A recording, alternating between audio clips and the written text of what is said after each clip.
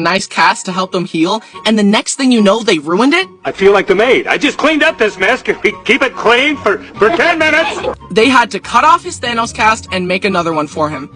Brenner got home and asked me to paint his new cast. No, I spent a lot of time painting that last one and you ruined it. How do I know you won't ruin it again? Come on, man, just paint it again. Why should I be penalized because of your sloppiness? So Brenner went around wearing a lame blue cast rather than a cool Thanos cast. A few months later, the doctors took off the cast and they realized that Brenner's arm had healed crooked. It was literally like a 15-degree angle. My mom pointed this out and the doctor said, "Yeah, well, it's within the range of crookedness that we consider to be acceptable, so we're just gonna leave it like that." What? That's easy for you to say. You're not the one who has to live with a crooked arm. Fix his arm and do it right this time. So the doctors explained that in order to fix it, they would have to re-break Brenner's arm, angle it correctly, and recast it. Do it. Wait, what? Hold them down. Wait, no! So they did that and Brenner's arm eventually healed correctly, but not without pain. Now you would think that after breaking his arm on Big Bertha that Brenner would never touch that thing again, right? Nope. Let me tell you one last story. One day, me and Brenner got bored and decided to go for a ride. Him on Big Bertha and me on my go-kart. We chased each other around a parking lot, but then I thought, how can I make racing around more interesting? And my mind went to my favorite racing game, Mario Kart. You know, the game where you destroy your enemies by throwing items at them. So I decided to drive by Brenner and throw my flip-flops at him. We went back and forth throwing flip-flops at each other like green shells for some time. Then I zoomed by and got a good flip-flop strike on Brenner, and he wanted to retaliate with something stronger. He grabbed a big tree branch and drove towards me. He swung the branch and I swerved out of the way, but the branch was so heavy that swinging it threw Brenner off balance. He swerved and flew over the handlebars once more. Again? Freaking again?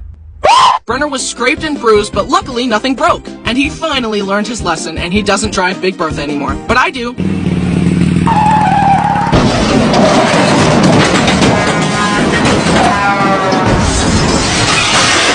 Here we are at the end of the video, and yet, that's not even all of Brenner's injuries. But if I keep talking about them, this video is going to be 30 minutes long, and at that time, he'll probably injure himself again. Let's quickly get through some last stories.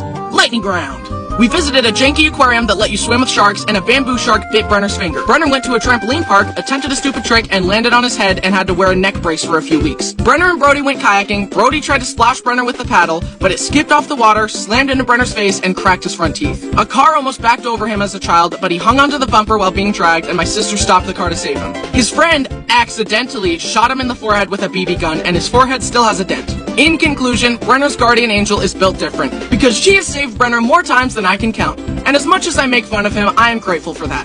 As he has grown, I think he has gotten a little less accident prone. Let's hope it keeps going in that direction, cause I'm pretty sure he has used up all of his 9 lives. God has sent his soul back to the living world so many times at this point that if Brenner shows up there again, God might just say, "Oh, forget it," and keep him. Well, hey, it could be worse. At least his soul is going to heaven. Hello? Hello? Is this thing on? Hey, my brother has been bullying me a ton lately, but I've been studying his tactics and I know how to get him back. I've set up a bucket above his door so that when he walks through, he'll get soaked. Oh, here it comes. Shh. What?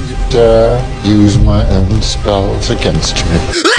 Hi, I'm Bryson, and this is my older brother Brayden. We're best friends now, but our relationship wasn't always like that. Brayden was a total bully, and I was the innocent victim for our whole lives. That's not... Shut up. Anyway, You can't tell me to shut up. back off, it's my I don't channel. care. I'm boss. I have more money. You better lawyer up. Oh, yeah. Anyway, today I wanted to regale you with some of the fantastical stories of our sibling rivalry and how that blossomed into a beautiful friendship. Let's start at the beginning. Brayden had a huge problem with me minding my own business. I would just be chilling in my room playing with Legos and he would come in and knock them down. It's kind of like a beaver when it sees water. They both think, well, someone's got to put a stop to this. One time we were wrestling and we had stuffed pillows under our shirts for protection. Brayden saw this and thought, Oh, he's got a pillow under his shirt. He's immune to all attacks. So it doesn't matter how hard I hit him. then he kicked me into a stool. It dug into my unprotected back and knocked the wind out of me. Okay, stop being so dramatic. You're fine.